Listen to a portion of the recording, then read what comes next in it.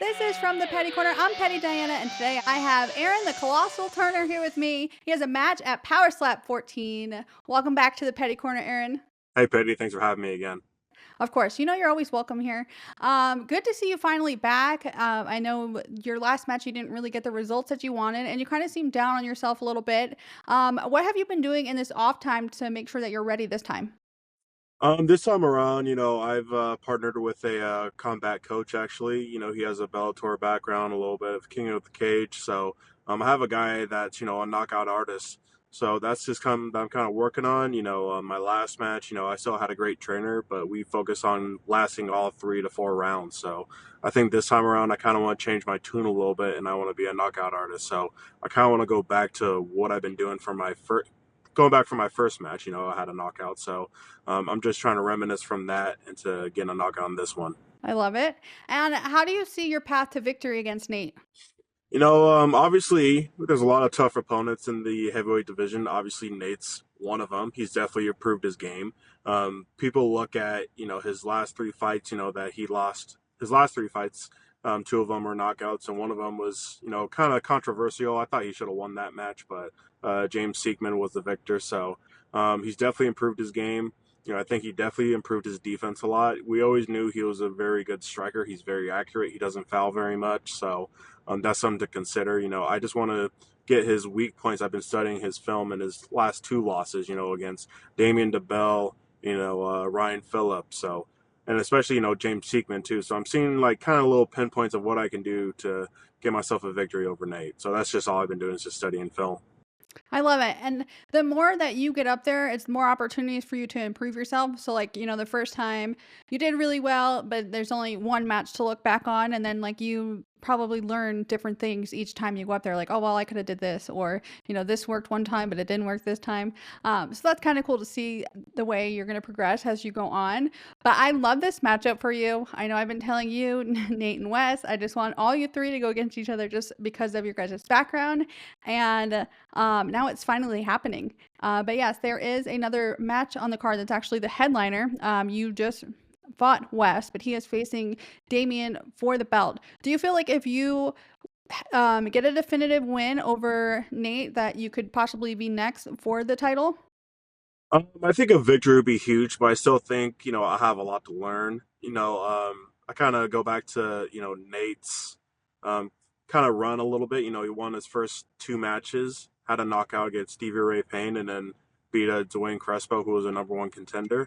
I think I'd have a little bit more to prove if I were to get the victory over Nate. I think, there's a lot of people that are in line for a title fight. Right now is Wes Mena and Damian DeBell, and I think the next guy up would have to be Pano Pao. So that or Dorian Perez. I think Dorian is very well deserving of another title shot. So I'm a little surprised he didn't get it. But Wes Mena, has a perfect record and he's very well deserving of the shot. So I think for me, I think I have a lot more to prove. Right now, I'm just focused on Nate Bernard and doing what I can to get that knockout and get that win. That's the only thing I'm focused on. I always love your humility and your honesty, because a lot of guys probably would be like, "No, you know what? Nate's number two. If I take him out, I'm next." Mhm. But yeah, you have great points of views there. But who do you think is going to win that one, Damien or Wes? It's a tough one because as much as me and Wes go after each other, on stage, off the stage, we're pretty good friends. We support each other. We're here to grow the sport. I'm ready for a new champion. So I definitely love Wes to win. Damien is probably, the OG of the heavyweight division and then Power Slap. He's been around, and the fact he's so young is absolutely insane. Like he's climbed mountaintops, that we haven't even attempted yet. So I think this will be a good, huge test for Wes, whatever the result will be. But I would personally love a new champion, but I think we're just gonna have to wait and see what happens July 18th. Yeah, we're just a couple days away, I like a week know. and like a week and a few days. So I'm Right. It must excited. be quick for you. It must be a quick turnaround for you because you're just in Vegas, and I was like, oh shoot, 3 weeks from now, it's gonna be New Orleans. Yes, but I think we get a little break in between. So, We the do. next one that I know of that Frank confirmed will be October in Vegas. Maybe they Hmm. might have something in between. I don't know, but that's the only one that they publicly stated. Um, but yeah, it's definitely been a quick turnaround, and It's been fun. I will be attending New Orleans, so I'm excited for that. Do you Oh have any wow, fun things planned? Yeah, I am. that's awesome. I'm Do you have excited. anything fun planned while you're there, like food or, excursions or anything that you're gonna do? My weight cut has been better than my last one. Mine for well, originally it was going to be James Seekman, but it became Wes. I dropped like 15, 20 pounds. I think this time around I've only had to drop like 8. So I'm definitely gonna try some good dishes. You know, like I made some reservations, obviously for myself. If anybody wants to join, everybody can hop in and go. But just the scenery. I've been through New Orleans once. I didn't really get that much time to stay, maybe like 3 hours from a flight. But I'm just excited to see the culture, the atmosphere out there, and the fact that we get to be somewhere other than Las Vegas. I think is going to be a different turnaround for some people. Everybody's used to casino stuff to do on Fremont Street. Like Vegas has always been the staple. So I think the fact that I'm going to be going somewhere different, and we're all going to New Orleans, somewhere new in the U.S. It'll be exciting. It'll definitely be exciting. It's a big sports town. You got the New Orleans Saints, New Orleans Pelicans. Like they're also a big sports town. So I'm really anxious to see what the crowd's going to be like. I think it's going to be electric.